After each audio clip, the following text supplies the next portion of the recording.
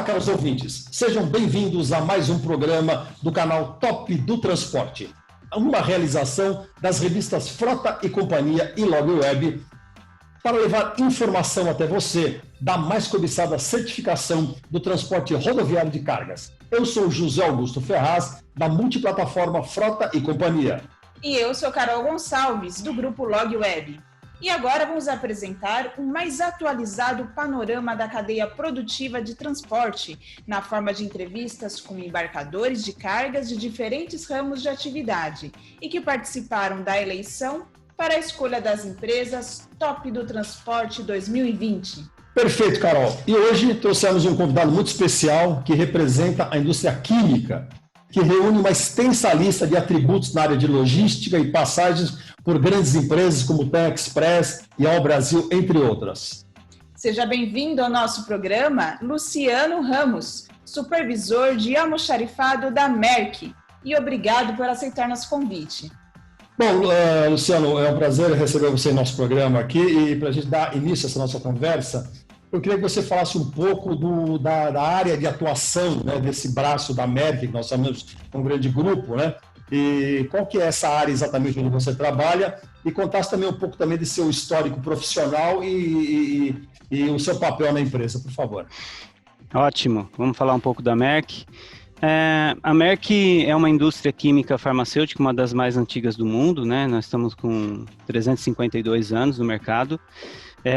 No Brasil, a Merck tem dois braços de atuação, que é a indústria química farmacêutica, que a fábrica fica no Rio de Janeiro, e a química que fica aqui em Cotia, né? Então, a parte química a gente faz a distribuição de produtos químicos para todo o Brasil, né? Saindo daqui de Cotia para todo o Brasil.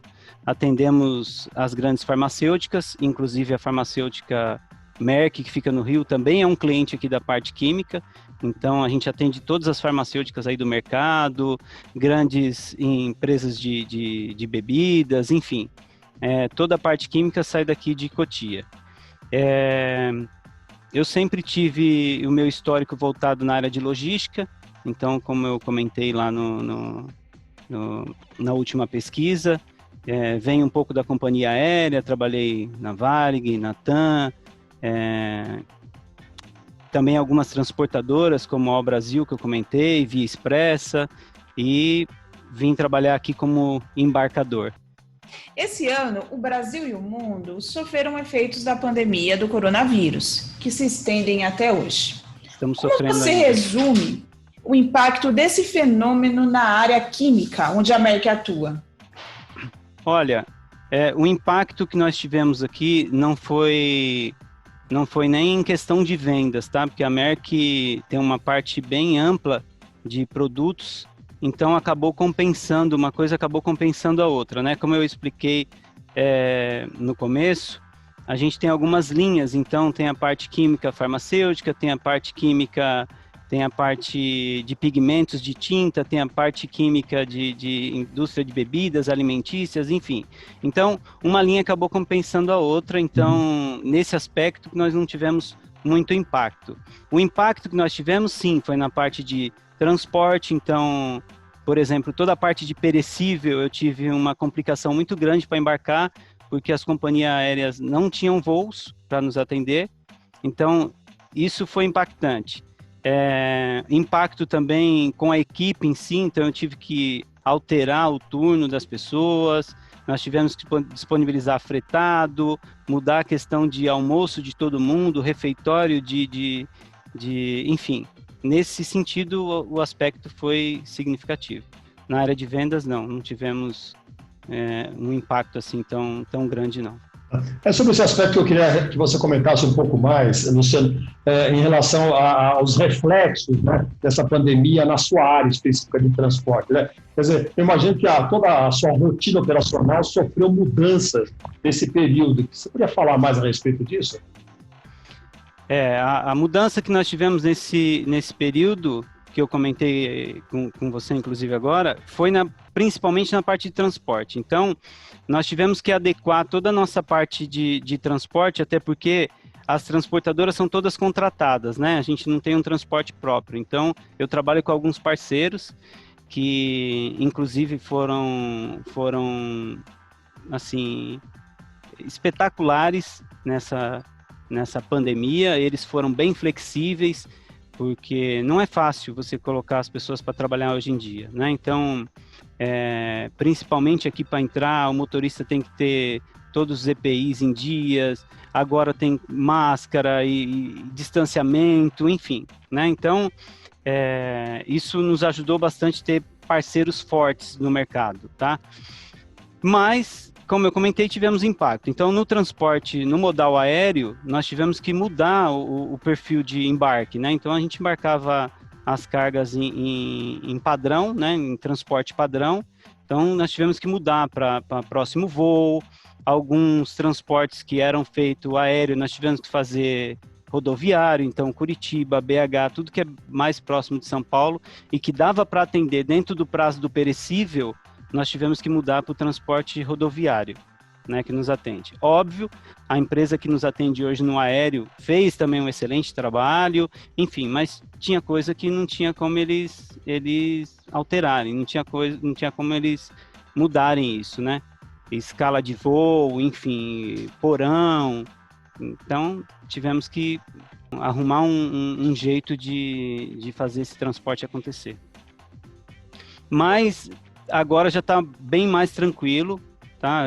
De 2 meses para cá, o embarque está acontecendo dentro das 24 horas, que é o que a gente espera, né? O nosso perecível tem um prazo de 48 horas para ser entregue, e hoje vem acontecendo tranquilamente aí com 24 horas. Então, o impacto que a gente estava tendo era de enviar a carga para o aeroporto e realmente não ter voo, né? Não tinha voo, se tinha voo já estava lotado o porão, até porque imagina a demanda disso, né?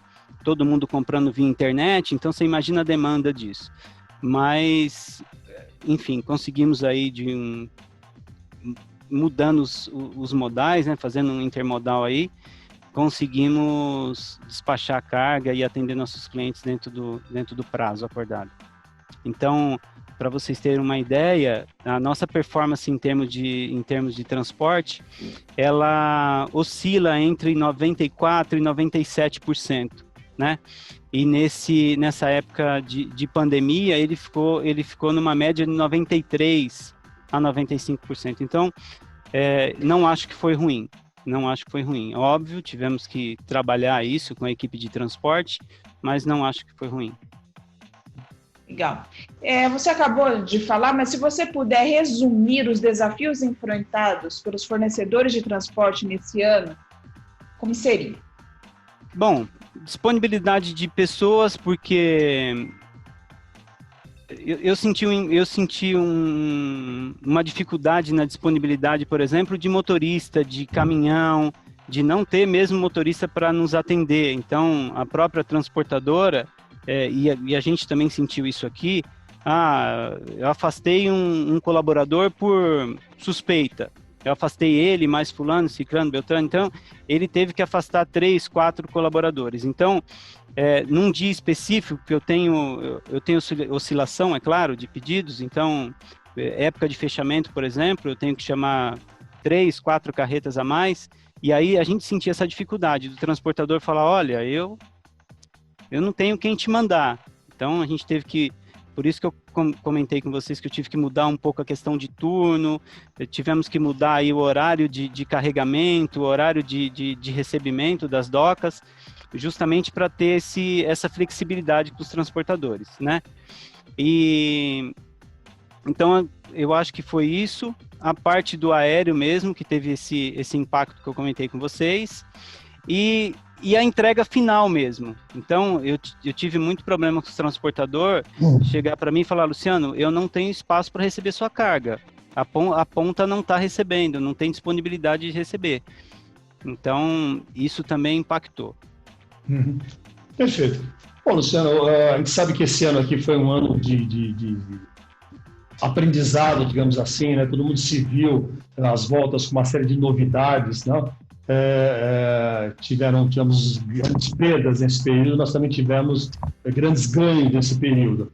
Eu queria que você dissesse, resumisse assim, que eventuais lições, né, esse momento histórico e singular deve deixar tanto para os embarcadores como para os transportadores. O que nós vamos aprender desse momento?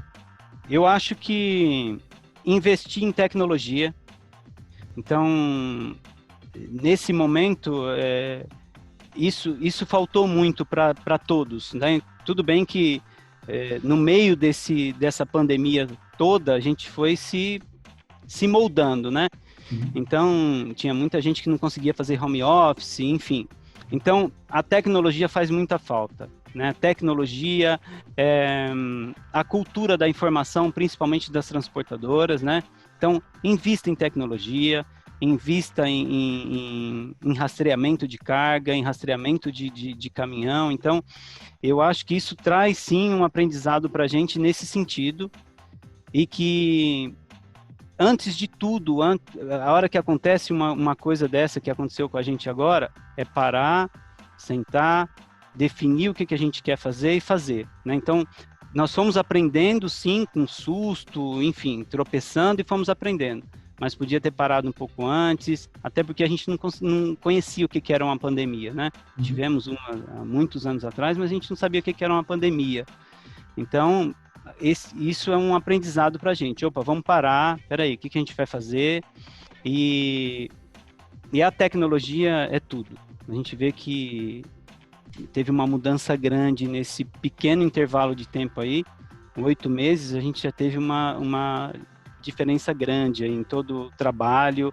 Eu, por exemplo, mudei minha cabeça, por exemplo, com home office. Eu achava isso o fim do mundo, achava que não podia acreditar. E a nossa empresa, praticamente, 80% dela trabalhou home office. E, como eu comentei com vocês lá atrás, nós não tivemos praticamente impacto nenhum em vendas, né? Então, em vendas, atendimento ao cliente e tudo mais, aconteceu, né? Então, ou seja, mudou. Bom, legal. Agora vamos para uma rápida parada e voltamos em 30 segundos.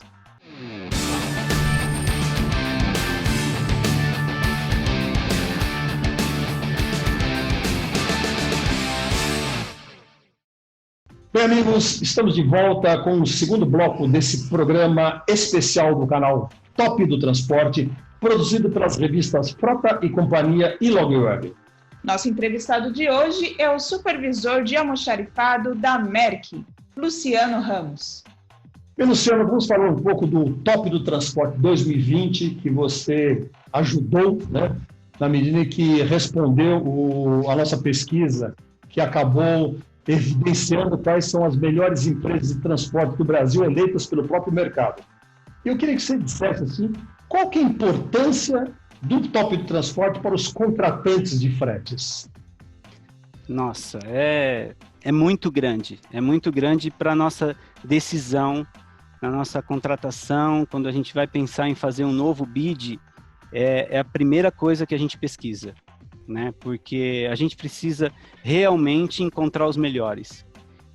Eu trabalho numa indústria química, né? Então, hoje em dia, por exemplo, para você encontrar uma empresa de transporte que atenda o químico no prazo que a gente precisa, ou que o cliente precisa, é muito difícil. Uma empresa realmente idônea, que realmente cumpra os prazos acordados, que faça todo o procedimento correto aí do químico, que a gente sabe que não é fácil ter todas as identificações, todas as licenças, enfim. E isso para a gente é muito importante.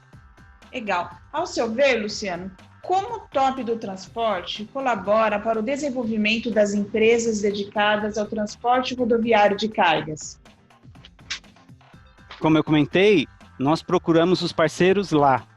Então, assim, aquele que não entra nesse top, ele tem que buscar se aperfeiçoar. Como eu falei, investir em tecnologia, investir em informação, investir em rastreamento, investir em novos caminhões, enfim, em tentar, de todas as formas, estar ali entre o top do transporte para poder entrar em negociação, em bid, enfim, realmente participar aí dos grandes contratos, né? Enfim. Perfeito. Luciano, você sabe que a metodologia que o Top do Transporte adota, ela é baseada nas notas atribuídas por embarcadores como você, relativas a 5 parâmetros de desempenho. Eu queria que você dissesse qual que é a sua opinião em relação a essa metodologia. Você acha que é uma forma correta, de fato, de avaliar os transportadores? Sim, é uma forma correta, sem dúvida nenhuma.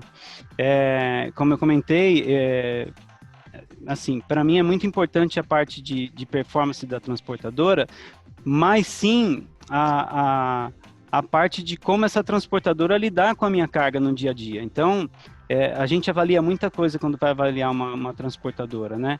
A quantidade de ocorrências que teve com essa transportadora, por isso que eu falei na questão da tecnologia, né? Então, a avaliação é importantíssima.